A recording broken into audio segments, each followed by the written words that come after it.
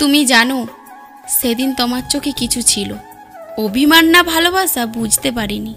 তুমি তাকিয়েছিলে, আমি ফিরেও তাকাইনি, শুধু চলে গিয়েছিলাম। আমি চেয়েছিলাম তুমি ফিরে তাকাও, চেয়েছিলাম একবার বলো থেমে যাও, কথা বলি, কিন্তু তুমি চুপ। আর আমি তো কখনো বাধা দিতে পারিনি, তাই না?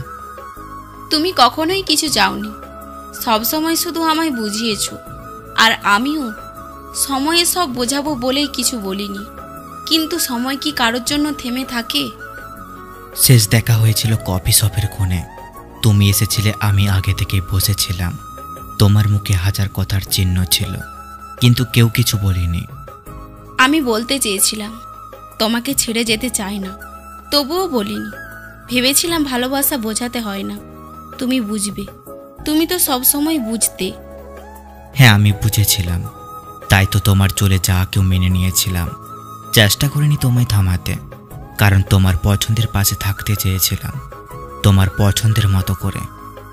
আজ অনেক বছর কেটে গেছে, তুমি কোথায় আছো জানি না, তুমি ভালোবাসো কিনা তাও জানি না। কিন্তু বিশ্বাস করো, তোমার মতন করে আর কেউ কখনো ছুঁতে পারেনি আমার হৃদয়কে। আমাদের গল্পটা অসমাপ্ত, ঠিক যেমন কিছু গান শেষ না হয়ে বন্ধ হয়ে যায়।